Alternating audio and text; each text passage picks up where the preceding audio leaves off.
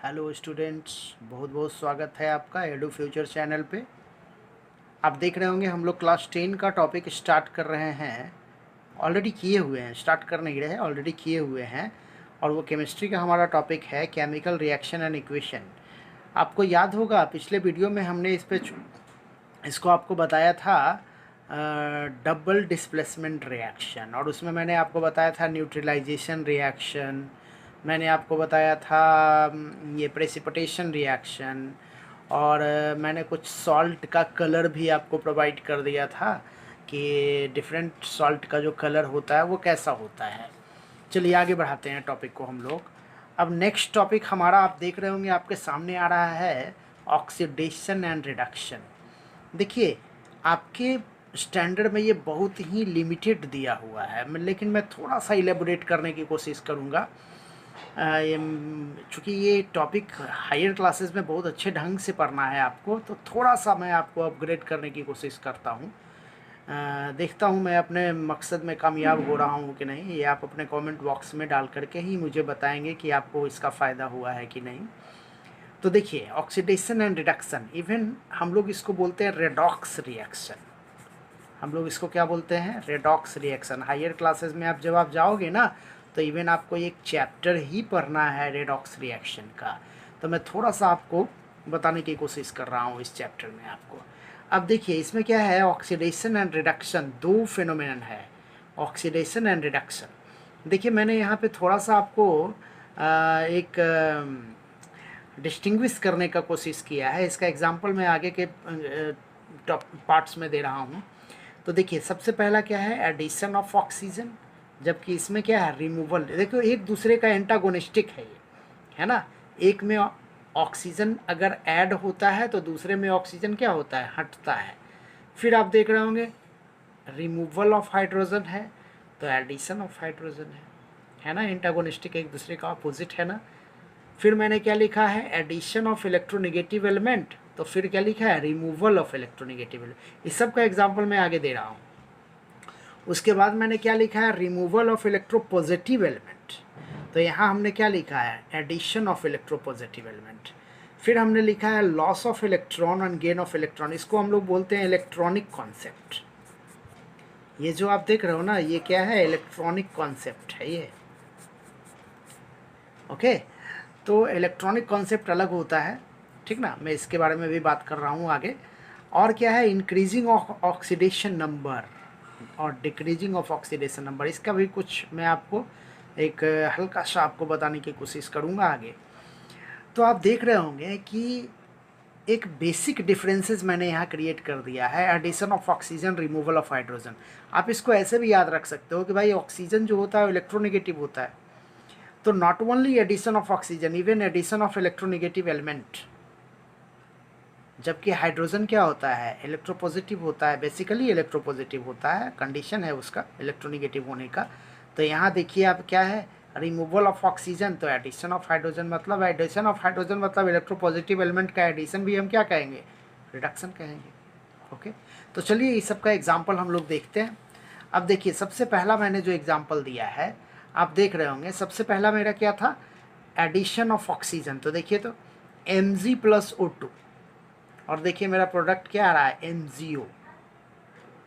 तो ये क्या हुआ है, एडिशन ऑफ ऑक्सीजन। तो हम लोग क्या बोलेंगे कि ऊपर का रिएक्शन जो है उसमें ऑक्सीडेशन हो रहा है।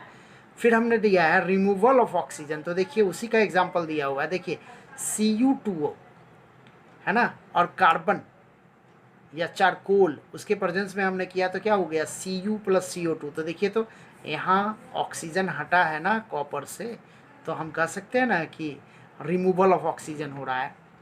तो यहाँ क्या हो रहा है, रिडक्शन हो रहा है। यहाँ क्या हो रहा है, रिडक्शन हो रहा है। और यहाँ पे क्या हो रहा था, ऑक्सीडेशन हो रहा था। ओके, नेक्स्ट आप देख रहे होंगे जैसे KClO3 है, KClO3 जो आप देख रहे हो उसको जब हमने हीट किया तो प्रोडक्ट क्या आया, KCl+O2। अब देखिए, तो KClO3 से ऑक्सीजन हट रहा है ना, तो रिमूवल ऑफ ऑक्सीजन हो रहा है ना, रिमूवल ऑफ ऑक्सीजन हो रहा है ना।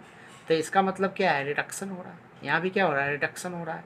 तो फर्स्ट एग्जाम्पल आपका हो गया ना कि एडिशन ऑफ ऑक्सीजन हो तो ऑक्सीडेशन, रिमूवल ऑफ ऑक्सीजन हो तो रिडक्शन। अब नेक्स्ट देखिए, अगला एग्जाम्पल हम लोग देखने जा रहे हैं, वो मेरा क्या है, रिमूवल ऑफ हाइड्रोजन, देखिए removal of hydrogen and addition of hydrogen. Removal of hydrogen को हम लोग क्या बोलेंगे? ऑक्सीडेशन। अब देखिए एग्जाम्पल, देखिए CaH2 इसको हम लोग क्या बोलते हैं? हाइड्रोलिथ। बहुत इंपॉर्टेंट है ये, हाइड्रोलिथ। तो इसको जब आप हीट करते हो ना तो प्रोडक्ट मेरा क्या आता है? Ca+H2। देखिए इससे हाइड्रोजन हट रहा है ना, इसका मतलब क्या हो रहा है? ऑक्सीडेशन। जबकि आप देख रहे होंगे सोडियम और हाइड्रोजन आपस में जब रिएक्ट करता है तो मिल रहा है सोडियम हाइड्राइड बन रहा है, लिथियम और हाइड्रोजन मिल रहा है तो क्या बन रहा है? Lithium hydride. तो ये क्या है? और एडिशन ऑफ हाइड्रोजन है। तो रिमूवल ऑफ हाइड्रोजन को हम लोग क्या बोलेंगे? ऑक्सीडेशन। ये क्या है? ऑक्सीडेशन है। और यहाँ क्या हो रहा है? Addition of hydrogen. तो इसको हम लोग क्या बोलेंगे? रिडक्शन। इसको हम लोग क्या बोलेंगे? रिडक्शन। नेक्स्ट आप देख रहे होंगे अगला जो मेरा एग्जांपल, पहले तो मैं ये बता दूं अगला क्या है? इलेक्ट्रोनिगेटिव एलिमेंट का एडिशन को हम लोग क्या बोलेंगे? ऑक्सीडेशन। और इलेक्ट्रोनिगेटिव एलिमेंट का रिडक्शन या उसका रिमूवल, उसको हम लोग क्या बोलेंगे? रिडक्शन। तो देखिए मैं एग्जांपल दे रहा हूँ। देखिए इलेक्ट्रोनिगेटिव एलिमेंट का एडिशन, देखिए तो Cl जो होता है इलेक्ट्रोनिगेटिव एलिमेंट होता है ना, तो देखिए तो इसमें SnCl2 में Cl2 जुड़ा तो क्या बन गया? SnCl4। देखिए Cl2 का अमाउंट यहाँ क्या हो गया? बढ़ गया है। तो ये क्या हो रहा है? ऑक्सीडेशन। इलेक्ट्रोनिगेटिव एलिमेंट का अमाउंट बढ़ रहा है, ऑक्सीडेशन। और वहीं बगल में मैंने दे दिया है कि इलेक्ट्रोनिगेटिव एलिमेंट का अमाउंट घट रहा है। अब जैसे देखो NO3 का होल 2, ये इलेक्ट्रोनिगेटिव रेडिकल है मेरा, और इस रेडिकल देखिए ये घट रहा है ना, PbNO3 का होल 2 से देखिए PbO हो रहा है। तो इलेक्ट्रोनिगेटिव रेडिकल घट रहा है। तो जब इलेक्ट्रोनिगेटिव रेडिकल घट रहा है इसका मतलब क्या हो रहा है? रिडक्शन हो रहा है। जब इलेक्ट्रोनिगेटिव एलिमेंट बढ़ रहा है तो ऑक्सीडेशन, और जब इलेक्ट्रोनिगेटिव एलिमेंट घट रहा है तो क्या? रिडक्शन। अब नेक्स्ट देखिए मैंने अगला बताया था आपको, रिमूवल ऑफ इलेक्ट्रोपॉजिटिव एलिमेंट और रेडिकल को हम लोग क्या बोलते हैं? Oxidation. Removal of electropositive element और रेडिकल को हम लोग क्या बोल रहे हैं? ऑक्सीडेशन। और एडिशन ऑफ इलेक्ट्रोपॉजिटिव एलिमेंट और रेडिकल को हम लोग क्या बोल रहे हैं? रिडक्शन। तो देखिए नेक्स्ट एग्जांपल हमारा वही है। देखिए पोटासियम फेरोसाइनेट है ना, पोटासियम फेरोसाइनेट जो है उसमें जब हम लोग हाइड्रोजन पेरोक्साइड से रिएक्ट करवा रहे हैं तो देखिए तो यहाँ पे क्या था? K4 और यहाँ क्या हो गया? K3। पोटासियम क्या होता है? इलेक्ट्रोपॉजिटिव होता है। तो इलेक्ट्रोपॉजिटिव का घटना, इलेक्ट्रोपॉजिटिव का लॉस हम लोग क्या बोलेंगे? ऑक्सीडेशन हो रहा है। यहाँ क्या हो रहा है? ऑक्सीडेशन हो रहा है ना। जबकि नेक्स्ट एग्जांपल में अगर आप इधर देखिए तो देखिए Hg2Cl2, HgCl2 प्लस SnCl2 और प्रोडक्ट हमारा क्या बन रहा है? Hg2Cl2। इसका मतलब क्या हो रहा है? देखिए तो Hg का अमाउंट बढ़ रहा है ना। देखिए यहाँ पे इलेक्ट्रोपॉजिटिव का अमाउंट घट रहा था तो क्या हुआ? ऑक्सीडेशन। बगल वाले रिएक्शन में इलेक्ट्रोपॉजिटिव का अमाउंट घट रहा है कि बढ़ रहा है? सो देखिए तो देखिए यहाँ पे इलेक्ट्रोपॉजिटिव का एलिमेंट का घट रहा था तो ऑक्सीडेशन, और यहाँ पे इलेक्ट्रोपॉजिटिव एलिमेंट क्या हो रहा है? बढ़ रहा है। इसका मतलब क्या हो गया? रिडक्शन। तो इस तरह से आप समझ गए होंगे कि addition of oxygen, removal of oxygen, removal of. अब मैं बात करने जा रहा हूँ ये लॉस ऑफ इलेक्ट्रॉन और गेन ऑफ इलेक्ट्रॉन का, जिसको हम लोग बोल रहे हैं इलेक्ट्रॉनिक कॉन्सेप्ट। अब देखिए इलेक्ट्रॉनिक कॉन्सेप्ट को समझने के लिए हम ये रिएक्शन देख रहे हैं, ये आप देख रहे होंगे एक डिस्प्लेसमेंट रिएक्शन है ना। FeSO4 को हमने Zn से रिएक्ट करवाया, ZnSO4 प्लस Fe। अगर हम इसको आयनिक फॉर्म में लिखें तो हम क्या लिख सकते हैं? Fe पर 2 प्लस, SO4 हमने नहीं लिखा, SO4 हटा दिया तो Fe पे 2 प्लस है, और प्लस क्या हो गया? Zn। और फिर यहाँ देखिए क्या हो गया? Zn पे 2 प्लस और प्लस क्या? Fe। देखिए तो यहाँ SO4 जो होता है इस पर 2 माइनस चार्ज होता है तो Fe पे क्या होगा? 2 प्लस, तभी तो ये पूरा का पूरा न्यूट्रल है। जबकि Zn पे यहाँ कोई चार्ज नहीं है और यहाँ पे Zn पे क्या हो गया? +2 चार्ज। अब देखो तो Fe 2 प्लस में कैसे बदलेगा? ध्यान दीजिएगा, Fe 2 प्लस में कैसे बदलेगा? अब देखो तो यहाँ पे Fe को हमको बदलना है किस में? Fe 2 प्लस में। ये कैसे बदलेगा? Fe 2 प्लस में तभी बदल सकता है जब Fe अपने इलेक्ट्रॉन को लूज करे। कहने का मतलब क्या है? Fe 2 प्लस में बदलेगा तो 2 इलेक्ट्रॉन देगा। और मेरा Zn 2 प्लस में कैसे कन्वर्ट कर सकता है? सॉरी यहाँ गलती हो गई है, Fe2 प्लस Fe में कन्वर्ट हो रहा है। Fe2 प्लस Fe में कन्वर्ट कैसे हो रहा है? देखिए यहाँ पे क्या हुआ था, Fe2 प्लस Fe में कन्वर्ट हो रहा था ना, तो वही हुआ Fe2 प्लस Fe में कन्वर्ट हो रहा है। तो ये कैसे हो सकता है, जब ये 2 इलेक्ट्रॉन ले, गेन ऑफ इलेक्ट्रॉन हो रहा है, जबकि Zn प्लस में देखिए कन्वर्ट हो रहा है, Zn कन्वर्ट हो रहा है Zn2 प्लस में। कैसे हो रहा है भाई, तो Zn2 प्लस में तभी कन्वर्ट होगा जब ये अपना 2 इलेक्ट्रॉन छोड़ दे। अब देखो Fe जो है वो Fe में कन्वर्ट हुआ है, Fe2 प्लस Fe में कन्वर्ट हुआ है।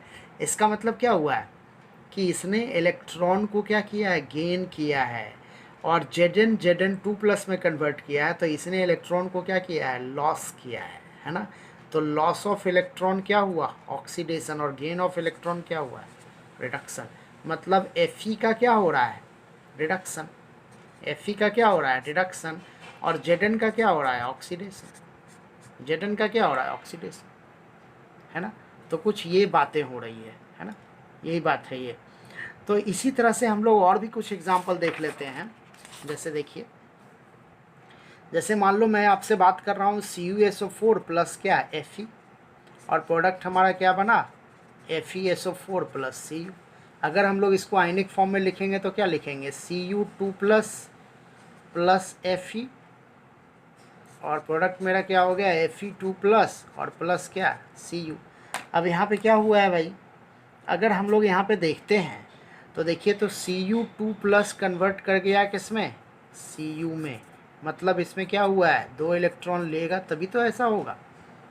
जबकि Fe जो है वो क्या हुआ है, Fe2 प्लस में, इसका मतलब क्या, -2 इलेक्ट्रॉन। तो देखो, तो ये गेन ऑफ इलेक्ट्रॉन है ना, तो गेन ऑफ इलेक्ट्रॉन क्या होता है, रिडक्शन, और लॉस ऑफ इलेक्ट्रॉन क्या होता है, ऑक्सीडेशन। तो इस तरह से आप समझ रहे होंगे। एक और चीज़ याद रखना है आपको, अगर आपको इसका एक ट्रिक याद रखना है, देखिए ये ट्रिक क्या है, आप इस तरह से याद रख सकते हैं। लियोजर क्या हो गया भाई, लॉस इलेक्ट्रॉन ऑक्सीडेशन, क्या हो गया, लॉस इलेक्ट्रॉन ऑक्सीडेशन, और GER क्या हो गया, gain electron reduction. Gain electron क्या हो गया, रिडक्शन। तो ये बातें ध्यान रखनी है आपको। तो अब आगे हम लोग बात करने जा रहे हैं, अगला जो हमारा मैंने आपको बताया था वो था ऑक्सीडेशन नंबर पर बेस्ड। तो मैं आपको थोड़ा सा कॉन्सेप्ट दे रहा हूँ ऑक्सीडेशन नंबर का। देखिए ऑक्सीडेशन नंबर क्या चीज़ है। देखिए ऑक्सीडेशन नंबर ये हायर क्लासेस में पढ़ना है, लेकिन मैं थोड़ा सा आपको बताने की कोशिश कर रहा हूँ। क्या कहता है, amount of charge occur on atom, molecule और radical either in free state और कंबाइंड स्टेट। किसी भी एटम के ऊपर, मॉलिक्यूल के ऊपर या रेडिकल के ऊपर जो चार्ज होता है ना, 2 कंडीशन में, या तो वो फ्री स्टेट में है या कंबाइंड स्टेट में है, तो ऐसे कंडीशन को हम लोग बोलते हैं ऑक्सीडेशन नंबर। ऐसे कंडीशन को हम लोग क्या बोलते हैं, उसका ऑक्सीडेशन नंबर बोला जाता है। अब ये ऑक्सीडेशन नंबर जो आपका है, ये एक्चुअली में हम लोग इसको अलग अलग ढंग से रिप्रेजेंट कर सकते हैं। जैसे देखिए यहाँ पे कुछ एग्जांपल मैंने दिया है। जैसे क्या है, ऑल एटम आर न्यूट्रल। जितने भी एटम होते हैं वो न्यूट्रल होते हैं, क्योंकि उसमें जितने इलेक्ट्रॉन उतने प्रोटॉन, तो उसका ऑक्सीडेशन नंबर क्या होगा, 0। जैसे देखिए यहाँ पे सोडियम है, तो सोडियम मेटल है किसका, सोडियम मेटल है, मेटल का एटम है, तो इसका ऑक्सीडेशन नंबर क्या है, 0। क्लोरीन देखिए ऑक्सीडेशन नंबर क्या है, 0। Fe ऑक्सीडेशन नंबर क्या है, 0। O ऑक्सीजन का ऑक्सीडेशन नंबर क्या है, 0। नाइट्रोजन का ऑक्सीडेशन नंबर क्या है, 0। तो जितने भी एटम फ्री स्टेट में होते हैं ना, ये ऑल एटम इन क्या है, फ्री स्टेट। तो फ्री स्टेट में जितने भी एटम अगर होंगे तो उनका ऑक्सीडेशन नंबर क्या माना जाएगा, 0 माना जाएगा। नेक्स्ट आप देख रहे होंगे, अगला चीज़ दिया हुआ है, ऑल न्यूट्रल मॉलिक्यूल। जितने भी न्यूट्रल मॉलिक्यूल होते हैं उनका भी ऑक्सीडेशन स्टेट क्या होता है, 0 माना जाता है। जैसे H2O न्यूट्रल मॉलिक्यूल है, CH4 न्यूट्रल मॉलिक्यूल है, H2SO4 न्यूट्रल मॉलिक्यूल है, सबका ऑक्सीडेशन नंबर देख रहे हैं, 0 है। आगे क्या कहता है, ऑल चार्ज स्पेसीज। जितने भी चार्ज स्पेसीज होते हैं उनका ऑक्सीडेशन नंबर जो होता है वो क्या होता है, इक्वल टू चार्ज होता है। जितना उनके ऊपर चार्ज होता है ना, उसके बराबर होता है। जैसे देखो, जैसे नाइट्रेट आयन है तो NO3 पर -1 चार्ज होता है, तो इसका ऑक्सीडेशन नंबर क्या है, -1। NH4 प्लस है, देखिए इसका ऑक्सीडेशन स्टेट क्या हो जाएगा, +n, क्योंकि चार्ज इसके ऊपर क्या है, प्लस। कार्बोनेट आयन है, देखिए 2 माइनस है, तो इसका ऑक्सीडेशन नंबर क्या हो जाएगा, 2 -2। फॉस्फेट आयन है, देखिए 3 माइनस चार्ज होता है इस पर, इसका ऑक्सीडेशन नंबर क्या हो जाएगा, 3 माइनस। उसी तरह से नेक्स्ट आप देख रहे होंगे ऑक्सीडेशन नंबर चार्ट दिया हुआ है कुछ, ये थोड़ा सा याद रखना पड़ेगा आपको। तो देखिए क्या है, अगर फर्स्ट ग्रुप का एलिमेंट हम लोग लेते हैं जिसमें आता है hydrogen, lithium, sodium, potassium, rubidium, caesium, francium, तो उसका कॉमन ऑक्सीडेशन स्टेट क्या होता है, +1। अगर सेकेंड ग्रुप को आते हैं, पीरियोडिक टेबल में सेकेंड ग्रुप में आइएगा, तो उसका ऑक्सीडेशन स्टेट आपको क्या मिलेगा, +2। क्या भाई, beryllium, magnesium, calcium, strontium, barium, radium. Next आप देख रहे होंगे 13th ग्रुप एलिमेंट का मैं बता रहा हूँ, क्योंकि 3 से लेकर के आपको 12 तक जो है वो डी ब्लॉक एलिमेंट हो जाता है, उसका ऑक्सीडेशन नंबर बहुत ज़्यादा वेरी करता है, वो आप आगे डिटेल हायर क्लासेज में पढ़िएगा, मैं थोड़ा सा आपको यहाँ बता रहा हूँ। तो 13th ग्रुप का जो है ऑक्सीडेशन नंबर आपको क्या मिलेगा, +3, जिसमें कि बोरॉन है, एल्यूमिनियम, गैलियम, इंडियम, थैलियम, ये सब होता है। उसी तरह से 14th ग्रुप के एलिमेंट को आप देख रहे होंगे जिसका ऑक्सीडेशन स्टेट क्या हो सकता है, +4। ये जो मैं बता रहा हूँ ना आपको, ये कॉमन ऑक्सीडेशन स्टेट है, ये बात ध्यान रखिएगा आप। तो क्या है, कार्बन, सिलिकॉन, जर्मीनियम, स्टेनस हो गया और पीबी हो गया, है ना। तो ये सब जो आप देख रहे हो ये क्या है, 14th ग्रुप का एलिमेंट है, और 14th ग्रुप का एलिमेंट का जो ऑक्सीडेशन स्टेट होता है वो क्या होता है, +4 होता है, ये कॉमन ऑक्सीडेशन स्टेट है। नेक्स्ट आप देख रहे होंगे, मैंने बताया आपको 15th ग्रुप एलिमेंट का। देखिए 15th ग्रुप एलिमेंट का ऑक्सीडेशन स्टेट क्या होगा, -3, जैसे नाइट्रोजन, फास्फोरस, आर्सेनिक्स, Sb आप देख रहे होंगे, है ना, एंटीमनी और बिस्मथ। उसी तरह से 16th ग्रुप का एलिमेंट का क्या है, -2, जैसे ऑक्सीजन ज़्यादा इंपॉर्टेंट है इसमें, -2 होता है, कॉमन ऑक्सीडेशन स्टेट वैरी करता है, वो आगे की बात है। सल्फर हो गया, सेलेनियम हो गया, टाइटेनियम हो गया, पोलिनियम हो गया। उसी तरह से 17th ग्रुप का एलिमेंट का क्या होता है, -1, जैसे फ्लोरीन, क्लोरीन, ब्रोमीन, आयोडीन, इस तरह से।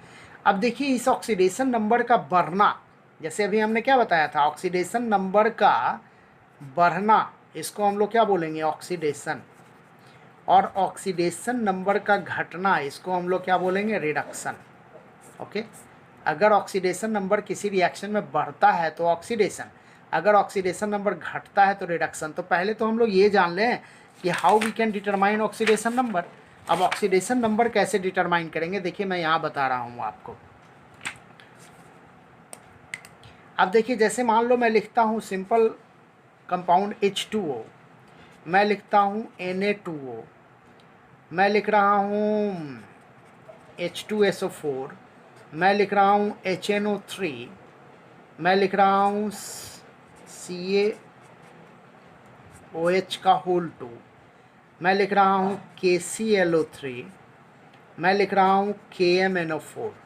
ध्यान दीजिएगा, ऑक्सीडेशन नंबर हम मान लीजिए हमको यहाँ पे ऑक्सीजन का निकालना है, यहाँ पे सोडियम का निकालना है, यहाँ पे सल्फ़र का निकालना है, यहाँ पे नाइट्रोजन का निकालना है, यहाँ पे ऑक्सीजन का निकालना है, यहाँ पे क्लोरीन का निकालना है, यहाँ पे Mn का निकालना है। अब देखो मैंने अभी बताया ना कि फर्स्ट ग्रुप के एलिमेंट का ऑक्सीडेशन नंबर क्या होता है, +1। अब देखो तो यहाँ मैं अगर लिखूँ ऐसे पूरे H2O का ऑक्सीडेशन नंबर क्या हो जाएगा, 0। अब देखो H2O का ऑक्सीडेशन नंबर मेरा 0 है, और हाइड्रोजन का ऑक्सीडेशन नंबर आपको पता है दैट इज़ +1। अब देखो तो +1 तो हम क्या लिखेंगे, 2 × +1, और ऑक्सीजन का हमको निकालना है, तो जिसका निकालना है उसको x मान लेंगे बराबर 0। अब देखो तो 2 × +1 मतलब क्या हो गया, +2 + x = 0, तो x = क्या हो गया, -2। देखिए ऑक्सीजन का ऑक्सीडेशन नंबर निकल गया ना। उसी तरह अगर सोडियम ऑक्साइड में हम लोग सोडियम का निकालना चाहते हैं तो ऑक्सीजन का ऑक्सीडेशन नंबर क्या होता है, -2, कॉमन ऑक्सीडेशन स्टेट है, इसका है -2, तो हम क्या लिखेंगे, 2x और माइनस क्या, 2 = 0, क्योंकि इसका ओवरऑल तो 0 है। Na2O एक Na2O जो है मॉलिक्यूल है ना, अभी मैंने बताया ना कि जो न्यूट्रल मॉलिक्यूल होता है उसका ऑक्सीडेशन स्टेट 0 होता है, तो 2x - 2 = 0, तो 2x = क्या, 2, तो x = क्या हो गया, 2/2, इसका मतलब क्या, +1। तो सोडियम का ऑक्सीडेशन स्टेट क्या हो जाएगा, +1। अब देखो H2SO4 में अगर हम लोग देखें तो क्या लिखेंगे, 2 × +1, हाइड्रोजन का हुआ ना, सल्फर का हमको निकालना है उसको x मान लेंगे, और ऑक्सीजन का क्या होता है -2, तो हम क्या लिखेंगे 4 इंटू -2 बराबर क्या 0, ऐसा लिखेंगे ना। अब देखिए तो हम इसको क्या लिख सकते हैं 2 + x - 8 = क्या 0, तो x - 6 बराबर क्या 0, तो x बराबर क्या 6, मतलब सल्फर का ऑक्सीडेशन नंबर क्या हो जाएगा 6 + 6। उसी तरह आपको HNO3 का आप खुद निकाल सकते हैं, CaOH का, ये सब आपका HW है, आप खुद से कोशिश करो, नहीं अगर बनता है आपसे तो आप पूछ सकते हैं कमेंट बॉक्स में आकर के। ओके, तो इस तरह से आप ऑक्सीडेशन नंबर निकाल सकते हो। अब मैं कुछ एग्जांपल जो है उसके थ्रू मैं बात कर रहा हूँ, देखिएगा यहाँ से हम कैसे समझेंगे कि ऑक्सीडेशन नंबर बढ़ रहा है कि घट रहा है। अब जैसे देखो यहाँ पे ये क्या है, एक मॉलिक्यूल है, इसका ऑक्सीडेशन नंबर क्या है 0, और ऑक्सीजन भी एक मॉलिक्यूल है, इसका ऑक्सीडेशन नंबर क्या है 0, जबकि H2O में हाइड्रोजन का ऑक्सीडेशन नंबर तो 0 नहीं होगा ना, क्योंकि H2O का अभी मैंने बताया ना कि ये पूरा ओवरऑल 0 है, लेकिन इसमें हाइड्रोजन का ऑक्सीडेशन स्टेट क्या है +1 और ऑक्सीजन का ऑक्सीडेशन स्टेट क्या है -2। अब देखो तो हाइड्रोजन का ऑक्सीडेशन नंबर क्या हुआ है, बढ़ा है ना, तो हाइड्रोजन का क्या हो रहा है ऑक्सीडेशन, और ऑक्सीजन का ऑक्सीडेशन नंबर क्या हुआ है घटा है ना, तो ऑक्सीजन का क्या हो रहा है रिडक्शन। ये सबसे बेस्ट मेथड है ऑक्सीडेशन और रिडक्शन को पहचानने का। नीचे मैं एग्जांपल दिए हुए हूँ CH4 + Cl2 CCl4 + 4HCl। अब देखो CH4 में C का ऑक्सीडेशन नंबर क्या हो जाएगा +4 कि -4, और हाइड्रोजन का क्या हो जाएगा +1। देखिए +1 तो +4 हो जाएगा, तो +4 को बैलेंस करने के लिए क्या होगा -4, और -4 होगा तभी तो आपका इसका ओवरऑल ऑक्सीडेशन स्टेट 0 हो जाएगा। उसी तरह Cl2 का ऑक्सीडेशन स्टेट क्या है 0। अब CCl4 में C का ऑक्सीडेशन स्टेट क्या हो जाएगा +4, क्योंकि Cl का -1 होने जा रहा है, क्योंकि Cl का -1 तो ये +4 होगा, तभी तो ये पूरा बैलेंस हो जाएगा। और HCl में क्या हो जाएगा +1 और ये -1। अब आप देखो आपको समझ में आ रहा होगा ऑक्सीडेशन कहाँ रिडक्शन कहाँ। तो देखिए कार्बन का -4 से हो गया +4, इसका मतलब क्या हुआ ऑक्सीडेशन। Cl2 का माइनस था ना, Cl2 का देखिए 0 से क्या हो गया -1, तो 0 से जब -1 हो गया इसका मतलब इसका क्या हो गया है, इसका क्या हो गया है रिडक्शन। और हाइड्रोजन का तो चेंज हुआ नहीं, तो ना तो इसका ऑक्सीडेशन और रिडक्शन।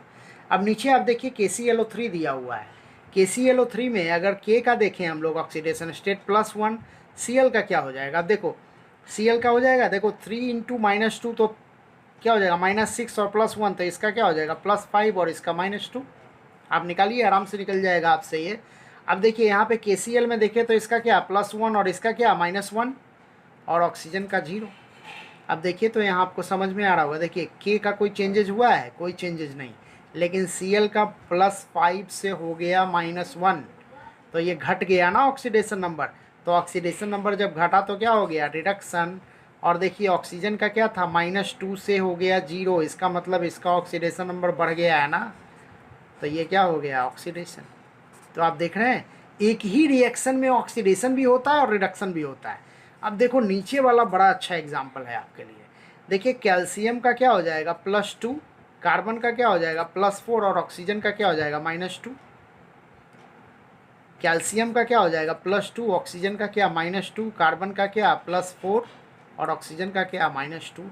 अब देखो तो कोई चेंजेज हुआ है क्या, कैल्शियम +2 कार्बन +4 ऑक्सीजन -2 तो कहीं चेंजेज नहीं हुआ है। इसका मतलब क्या नो ऑक्सीडेशन नो रिडक्शन। देख रहे हैं ये एक ऐसा डिकम्पोजिशन रिएक्शन है जिसमें ना तो ऑक्सीडेशन हो रहा है और ना ही रिडक्शन हो रहा है। जबकि नेक्स्ट एग्जांपल आप देखिए, जैसे कैल्शियम का क्या 0, हाइड्रोजन का क्या यहाँ पे हो जाएगा +1 और यहाँ क्या हो जाएगा -2, यहाँ पे भी कैल्शियम का क्या हो जाएगा +2 है ना, और ऑक्सीजन का क्या हो जाएगा -2, हाइड्रोजन का क्या +1 आ रहा है, यहाँ हाइड्रोजन का 0। अब देखो तो हाइड्रोजन कैल्शियम का क्या हुआ है ये कैल्शियम का क्या हो गया +2 बढ़ गया है ना, तो इसका क्या हुआ ऑक्सीडेशन। और यहाँ पे देखिए ऑक्सीजन का तो कोई चेंज नहीं हुआ, हाइड्रोजन का देखिए चेंजेज हुआ है ना। हाइड्रोजन जो आप देख रहे हैं वो देखिए तो +1 से 0 हो गया, इसका मतलब घट गया ना, तो इसका क्या हुआ रिडक्शन। तो इस तरह से आप देख रहे होंगे कि हम ऑक्सीडेशन और रिडक्शन का पता लगा सकते हैं by the method of oxidation and reduction, है ना। अब नेक्स्ट जो हमारा टॉपिक होने जा रहा है वो है ऑक्सीडाइजिंग और रिड्यूसिंग एजेंट। देखिए ऑक्सीडाइजिंग एजेंट क्या कहलाता है, जो परफॉर्म करता है ऑक्सीडेशन को उसको बोलते हैं ऑक्सीडाइजिंग एजेंट, जबकि इसका खुद का क्या होता है रिडक्शन।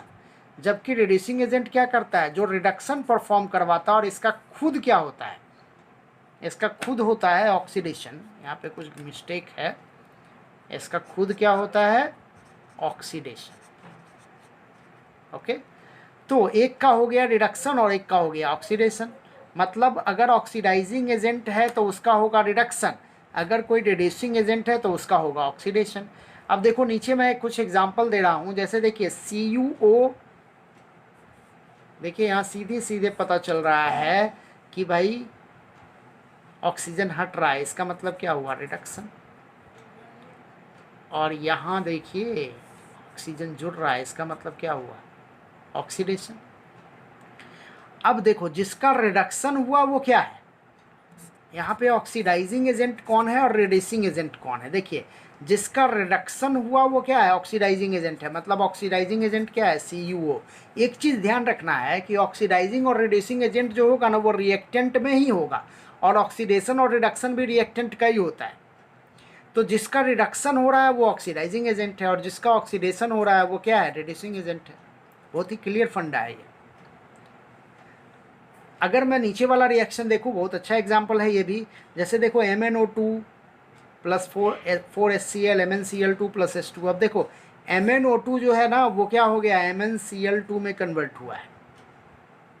अब हम कैसे कहेंगे कि भाई यहाँ ऑक्सीडेशन हो रहा है कि रिडक्शन हो रहा है, तो हम वो सबसे अच्छा नियम लगाते हैं। वो नियम क्या है मेरा, कि हम ऑक्सीडेशन नंबर पता कर लेते हैं। तो देखो यहाँ ऑक्सीजन का क्या हो जाएगा -2, तो इसका क्या हो जाएगा +2, सॉरी +2 नहीं +4 हो जाएगा, क्योंकि -2 × 2, तो ये क्या हो जाएगा +4।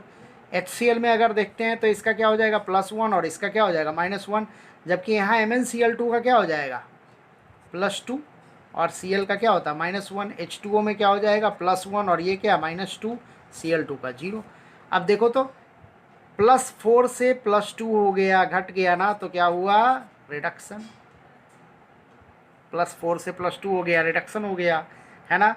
उसी तरह से आप देख रहे होंगे HCl में -Cl में क्या हुआ है माइनस से हो गया है क्या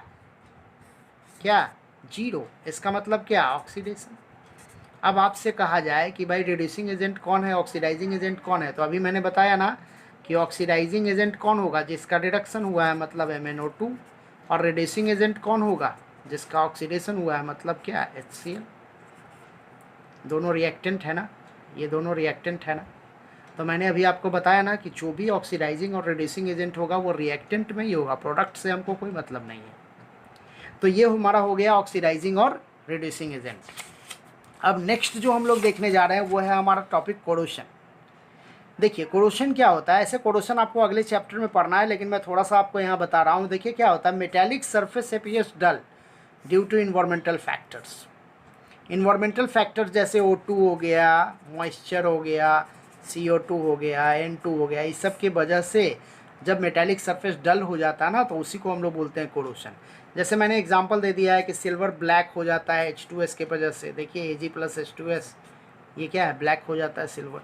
उसी तरह से कॉपर जो होता है वो ग्रीनिश हो जाता है, क्यों, जैसे कॉपर देखिए मॉइस्ट एयर से रिएक्ट किया है, ये किससे रिएक्ट किया है मॉइस्ट एयर से रिएक्ट किया है ये। तो मॉइस्ट एयर से रिएक्ट करने पर देखिए ये क्या हो जाता है बेसिक कॉपर कार्बोनेट। क्या है ये बेसिक कॉपर कार्बोनेट, और इसका कलर कैसा होता है ग्रीन होता है, इसीलिए कॉपर का टेंसिल्स आप देखिएगा ग्रीनिश कलर का हो जाता है। उसी तरह रस्टिंग ऑफ आयरन, देखिए आयरन जो है ये भी मॉइस्ट एयर से रिएक्ट किया है, मॉइस्ट एयर से रिएक्ट किया है तो क्या बना दिया हाइड्रेटेड आयरन ऑक्साइड, और ये क्या है इसी को बोलते हैं रस्ट। तो ये रस्टिंग भी एक टाइप का कोरोशन है, बस यही होता है कि ये फ्लैकी होता है थोड़ा सा, ये कैसा होता है फ्लैकी होता है ना, लूज होता है, जिसकी वजह से ये छूट छूट करके गिरता है और काफ़ी डिस्टर्ब करता है पूरे आयरन आर्टिकल्स को, यही ध्यान रखना है इसमें। तो ये आपका हो गया कोरोशन। ऐसे कोरोशन हम लोग आगे के चैप्टर में भी थोड़ा डिटेल पढ़ेंगे। ओके, अब नेक्स्ट हमारा जो टॉपिक इस चैप्टर का होगा, ये लास्ट टॉपिक होगा हमारा, वो हो रहा है रैंसिडिटी। देखिए बड़ा आसान टॉपिक है और बहुत ही इंपॉर्टेंट टॉपिक है क्लास 10 के लिए। Oxidation of fatty food stuff, जो फैट कंटेनिंग फूड स्टफ होते हैं ना वो ऑक्सीडाइज कर जाता है, और जब ऑक्सीडाइज कर जाता है तो उसका स्मेल और टेस्ट जो होगा ना वो बदल जाएगा, उसका टेक्सचर बदल जाएगा। इसी को हम लोग बोलते हैं रैंसिडिटी।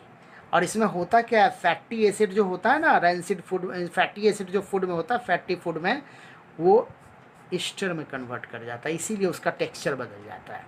अब इसका प्रिवेंशन कुछ इंपॉर्टेंट है आपके लिए। जैसे आपको क्या करना है, flush in nitrogen environment.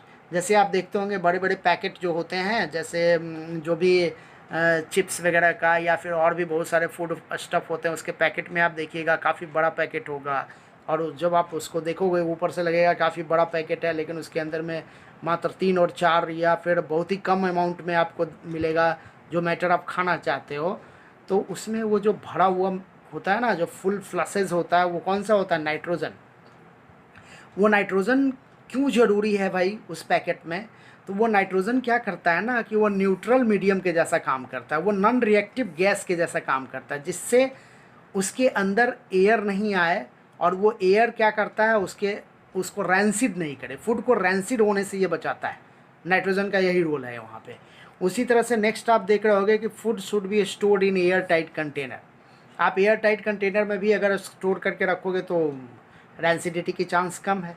Even अगर आप कोई मॉइस्ट फूड है, जैसे मॉइस्ट फूड है, तो मॉइस्ट फूड है और उसमें मान लीजिए मॉइस्चर है और फैट भी है, तो आप उसको रेफ्रिजरेटर में भी रख सकते हो, कोल्ड इन्वायरमेंट में भी रख सकते हो, कोल्ड कंडीशन में आप उसको रखिए, तब भी रैंसिडिटी की चांस कम हो जाएगी। ओके, नेक्स्ट आप देख रहे होंगे विटामिन ई आप ऐड कर सकते हैं उसमें, या उसमें कंपनी से जो आता है ना फूड वगैरह, जैसे केक वगैरह हो गया या और भी फैटी फूड हो गया, उसमें विटामिन ई ऐड रहता है। तो विटामिन ई ऐड होने से भी एंटीऑक्सीडेंट के जैसा काम करता है। कुछ देखिए आर्टिफिशियल एंटीऑक्सीडेंट भी रहता है उसके अंदर, जैसे BHT, BHA, PG सब डाला हुआ रहता है। तो BHT क्या होता है, ब्यूटाइलेटेड हाइड्रोक्सी टॉल्विन। BHA क्या होता है, ब्यूटाइलेटेड हाइड्रोक्सी एनिसॉल। और PG होता है प्रोपाइल गैलेट। तो ये सब भी डाला हुआ रहता है उसके अंदर, जिसकी वजह से उसमें रैंसिडिटी नहीं हो पाती है। तो इस तरह से आपका ये टॉपिक ख़त्म हो गया, आपका ये टॉपिक फिनिश हो चुका है। अब इसका क्वेश्चंस आपको प्रोवाइड कर दिया जाएगा, आप लिंक पे देख लेना, जा करके क्वेश्चन आपको मिल जाएगा। और आपको ये चैप्टर फिर से रिवाइज़ कर लीजिएगा अच्छे ढंग से, आप NCERT पढ़िए, और उसको फिर जो आपका जो मैंने बताया है वीडियो को बार बार आप पॉज करके भी देख सकते हैं। आप इसी से नोट्स बना लीजिए तो ज़्यादा अच्छा रहेगा, आपका कंसंट्रेशन बना हुआ रहेगा। तो इस तरह से बहुत बहुत धन्यवाद आपका इस चैप्टर में साथ बने रहने के लिए।